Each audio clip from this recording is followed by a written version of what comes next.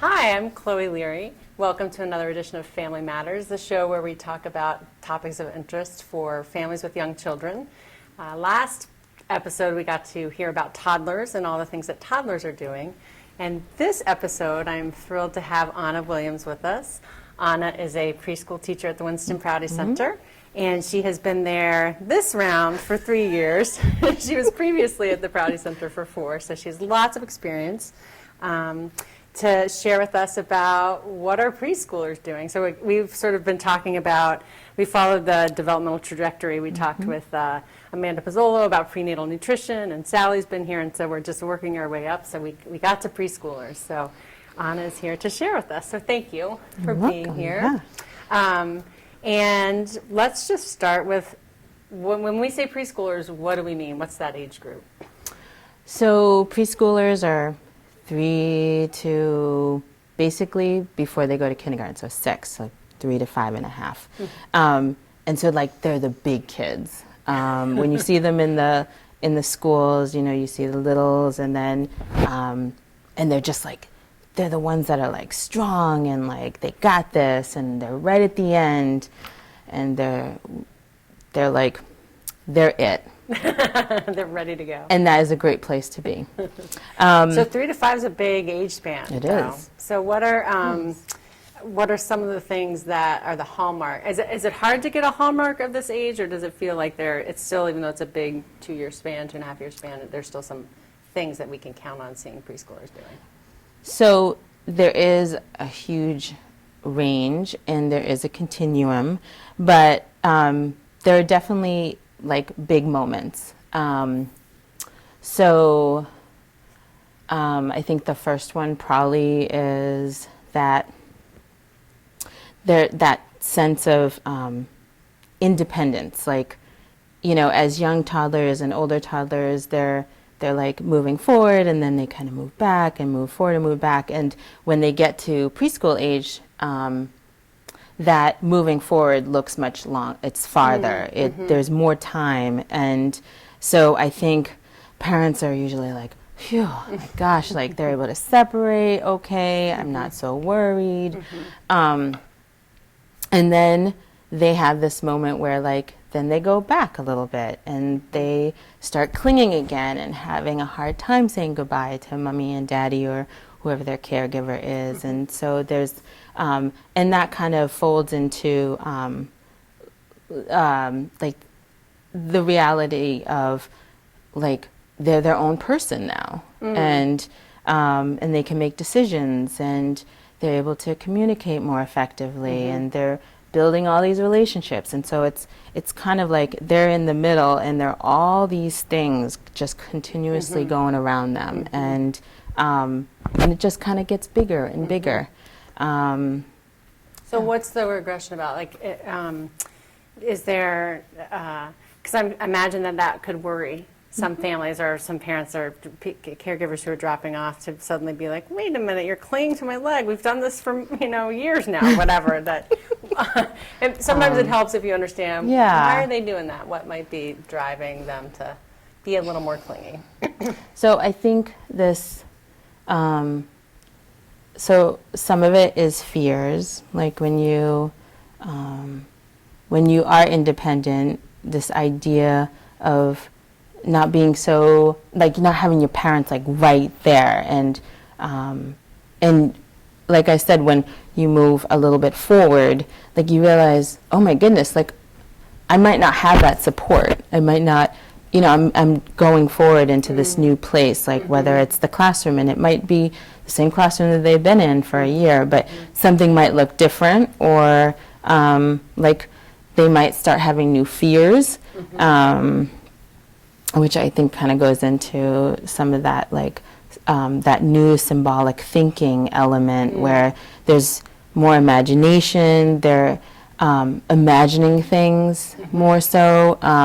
So I think there are a lot of facets. So fears can play into it, or they might not be sleeping well anymore because they're now starting to have nightmares. So yeah, and it's all that processing.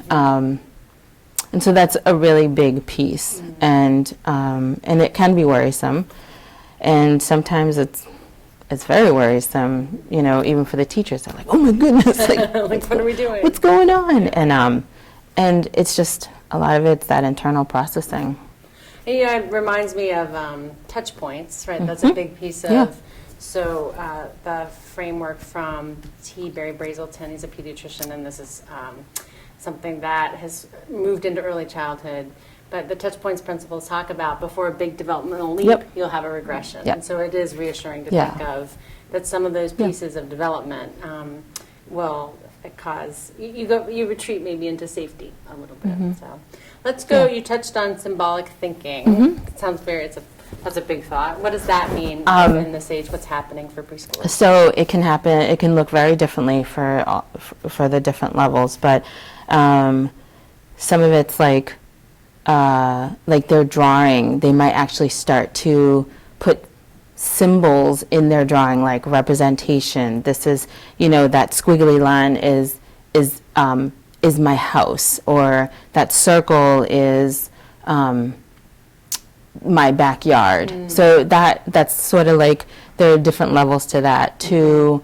You might have someone, your little one might start telling stories about these characters, and it's and that creativity and imagination, that's all part of that. Basically, it's something that isn't present. So you are putting forth an idea that is currently not in front of you. You're not visually seeing it. So And that's part of the sage. Like, this is something we would expect to see. Yeah. Okay. So that idea is such a big idea of creating this thing that represents something else. It's so empowering, and so it's quite lovely, and it's really beautiful to watch in the classroom. But you know, on the other side, it's that idea of these things might not be present.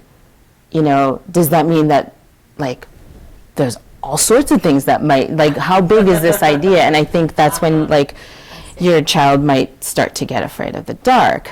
Like, they haven't been afraid, it's never been a problem, and now they literally stop 4 feet away from the doorway because they cannot go in there to even turn the light on. But that sense, like, you know, it's dark, I can't see in there. What could possibly be in there? And that imagination piece is really, that is quite, that's quite big.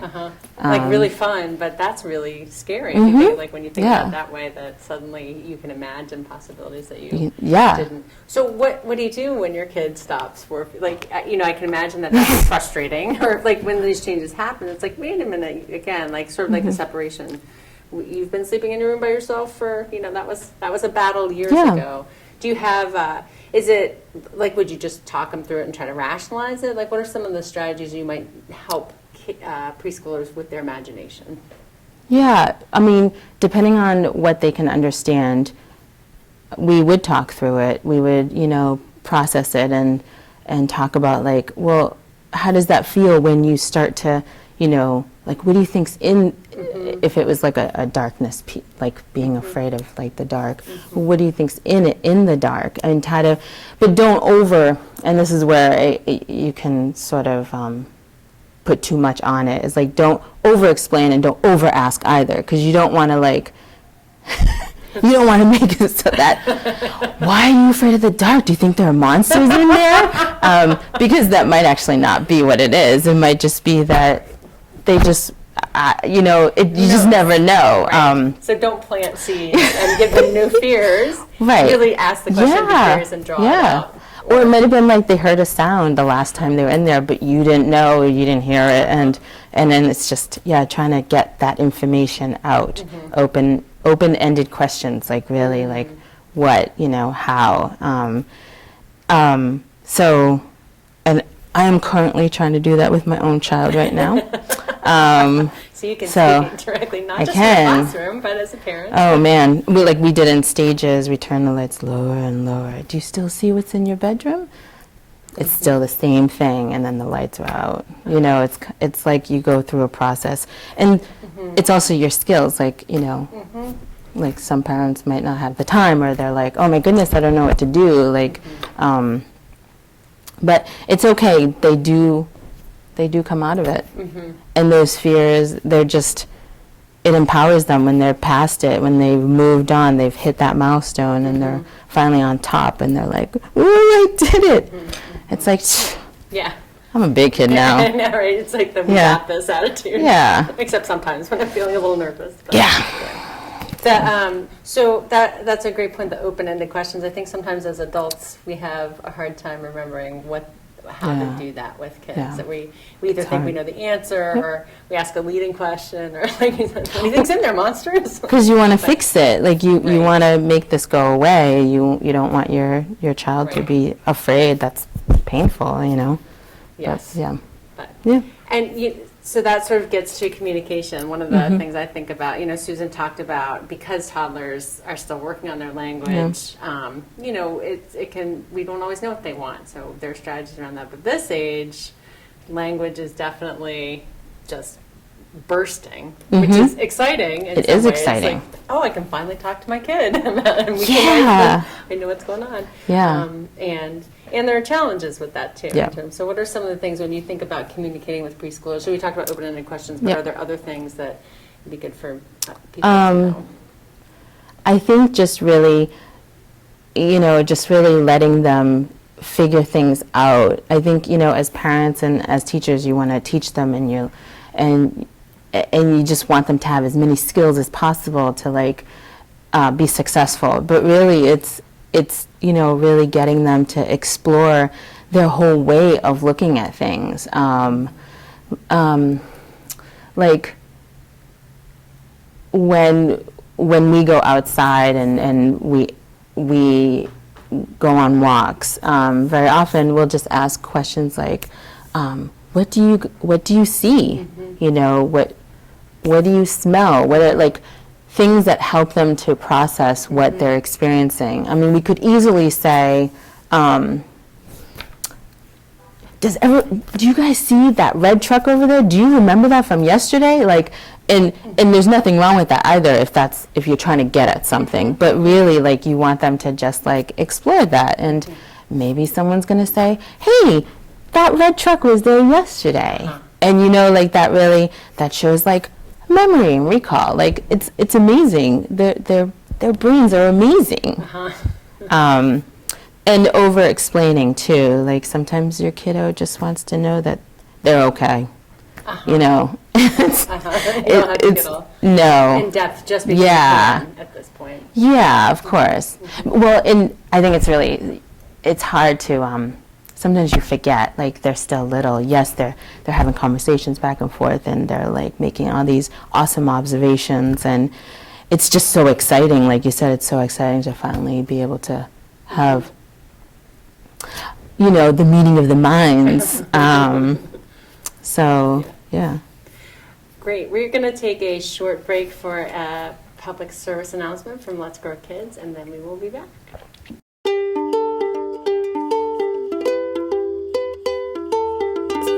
For the youngest among us, playtime is more than just fun. It's learning and development. When we stimulate a child's curiosity and natural desire to connect with others, we help them develop the important skills needed for school, relationships, and life. Join Let's Grow Kids to help all of our children reach their full potential. Learning starts day one. Welcome back. We were talking about, when we left, communication and preschoolers, and sort of this very exciting time as we get to actually see, I think, the process of brain development and which I think I hadn't thought of before, of how language makes that explicit to us in a way that, you know, those earlier developmental stages don't. But in terms of thinking about sort of other areas of our hallmarks of preschool development, are there other things that are good for people to keep in mind for this age?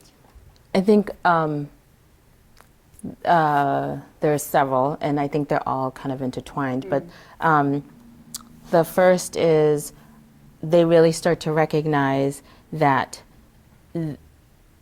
similars and differences, whether it's a peer or it's that, I live in a house and you live in an apartment. They start to really like categorize and because that's also part of making sense of their world.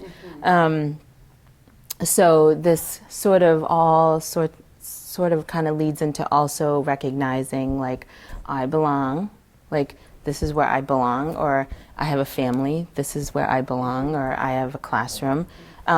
So the belonging, the recognizing similarities and differences, all of that also kind of becomes really prevalent in relationships or friendships. And so that is a pretty huge thing in preschool is the friend thing.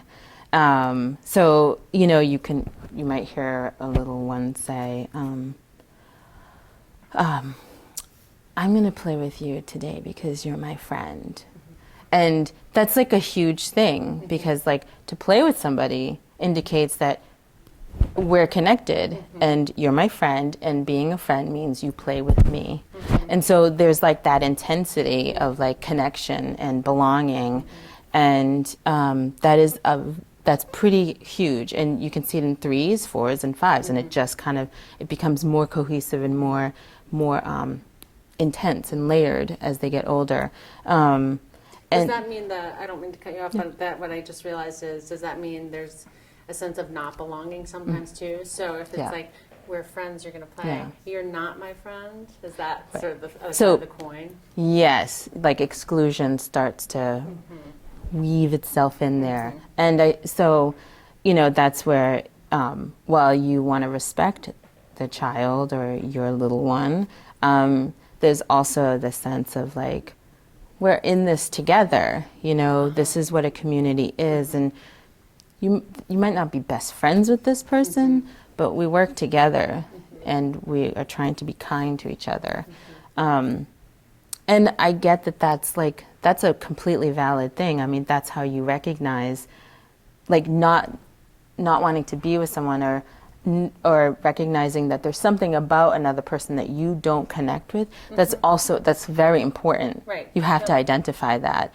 And but as adults you have the finesse, or most of us, there's finesse, you kind of like figure things out, but as little kids it's like sometimes like no filter. Yep. You cannot be in the blocks with me and my friend.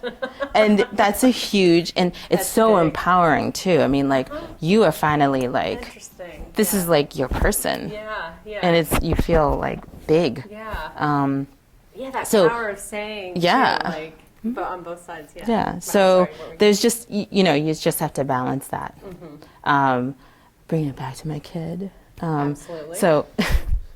So there were birthday parties, and she finally had hers, and so we went through who we were going to invite, and she was very specific about who she was going to invite.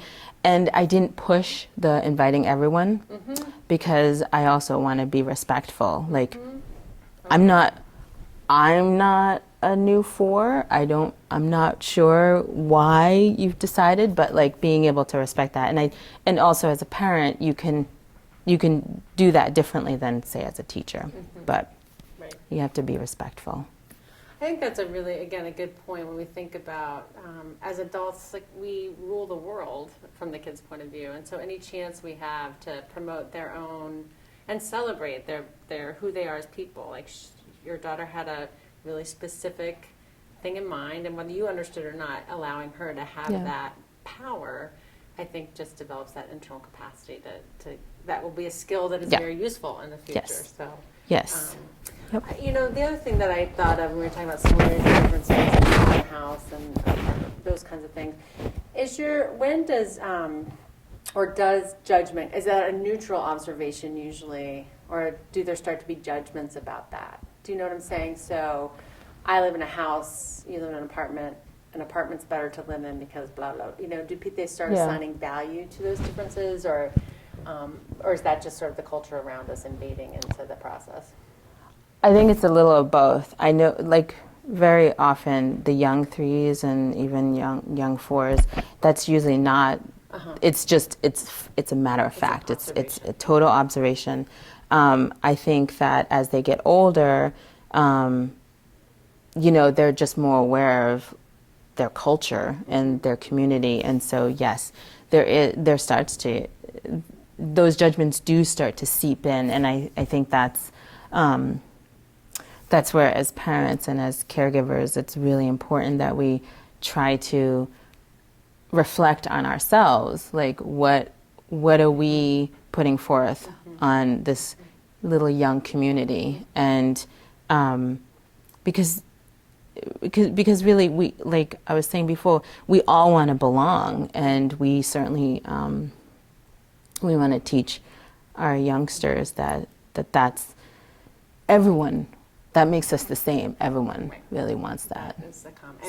And, just to think about when we taught one of our foundational principles at Prouty is inclusion. Yep. And that's a word that gets thrown around a lot, especially with schools. Like, what does that mean? But fundamentally, I think it gets at that we all belong here, and we're going to figure out how to do that together. It doesn't mean that love each other and be best friends. It means that respect and how are we going to be? This is us.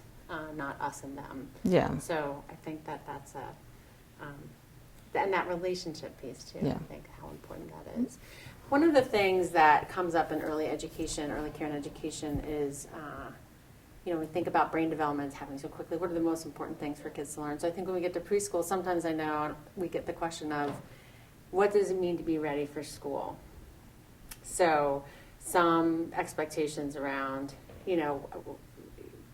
knowing your letters or numbers. So I think that it's not a debate, but there's tension in that conversation. So let's talk a little bit about just to, raise up the, when you think about getting these kids ready for school, these preschoolers ready for school, what are the critical pieces?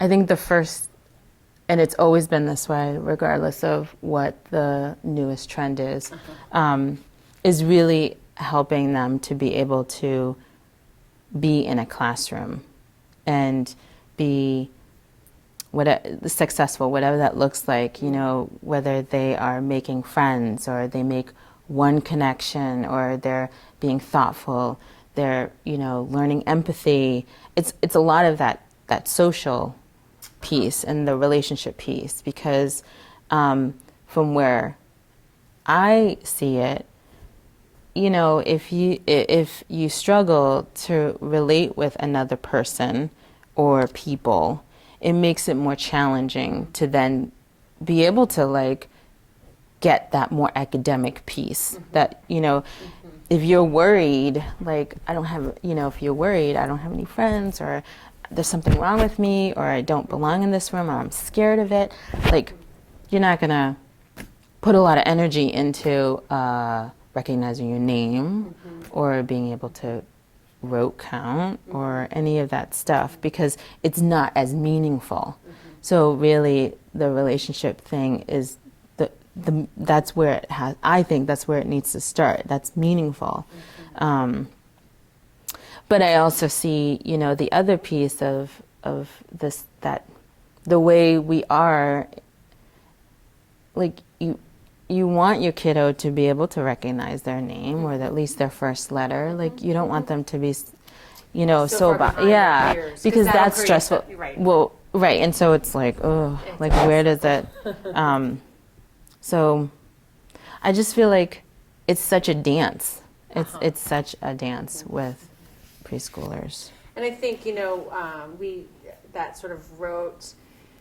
Some kids might enter kindergarten knowing the alphabet. They can recite the alphabet and they can say their numbers. But you said, is it meaningful? So rote memorization isn't learning necessarily. Recognizing the first letter of your name, having it make sense or be in context seems like a critical thing. And so in early learning, the ways we do that are make a language-rich environment and have lots of books around and letters, but it's not to sit down and do that necessarily. Although if kids are interested, absolutely. Absolutely. In any classroom, you would hope that there's a writing area and that books are around in all the areas, because you want them to continue that language development and communication. And when kids finally learn how to read, it's just awesome. It's amazing. And or when they figure out that things rhyme, and this happens a lot at the lunch table. I feel like it seems to always happen around like that community thing where they're all sitting and they're all doing something very like basic. But that sense of like, cat rhymes with Matt, or like we read books during lunch. And so I've had a lot of kiddos over the years just say like, that word rhymes with this word. And it's so great. And and that's actually pretty like consistent. Like that tends to happen eventually. They all, there are certain little things that they do start to learn. And it's just really cool. Yeah, learning's cool. It is cool. It's an awesome thing. When you were talking about belonging in community, it reminded me, I wanted to mention a book, because it is challenging to think of, how do you handle situations, but the book, you can't say you can't play. Vivian Paley. It's a good reference for those of us who are struggling, like, no, I can't make you play together, like I can't make you be friends, but I can create an environment where we're safe and you can't say you can't play. So how are we going to figure that out if that's the bottom line? So I just wanted to mention that resource. So we have a couple minutes left, and what are some of your favorite things to do with preschoolers, if you wanted to? Oh man, so I love science, and and not just like the biology piece or the nature piece, but also just like the physics piece, chemistry. So it's so great when they're at a point where they can actually do some physical science. Last year, I very quickly did something with it was like chromatography, and the older kids, the 5-year-olds, really got into it, and some of the 4s. But it was like that moment of like, oh my gosh, they get it. It's so great. But walks are awesome too. And I love being out there and hearing their observations and just the detail of observation that they can really have. And then storytelling. I love storytelling. Doing it and hearing their stories that they're telling you. Yes. That's just as gratifying. Great. Yeah. You know what I'm hearing a lot, and it's come up a little bit as a theme, is letting kids discover for themselves or observe for themselves. So, you mentioned the red truck, like, oh, look at the red truck over there, versus letting that sort of, again, the open-ended questions or creating environments for them to discover sort of what the world is about. That's which I think is probably true of all ages, but I'm sort of hearing that a lot in what you're saying. So that's great. Are there any favorite recipes you have? You cook a lot. Yes. So what's your favorite thing to cook with kids? Oh, I have to say it's so basic, but I love making pizza with them because you chop it. It's the whole process, and it's so great. And very often everyone tries the pizza. At least tries it. At least tries it's it. A popular food. I can testify that your pizza is very good as the beneficiary of the baking project. Yeah, and pizzas just smell so good. The whole building ends up smelling really good. Well, I think some people are scared to do things like cooking with kids, or I'm not going to give my preschooler a knife. But actually, again, back to that discovery, that there's a big world around to discover. Yeah, as long as you're watching them, like you can be like, just don't cut yourself. Close observation. Yeah. Great. Well, it's been really fun to talk with you about preschoolers. Thank you so much Chloe. for joining us. And thank you. Maybe we'll see you back here again sometime.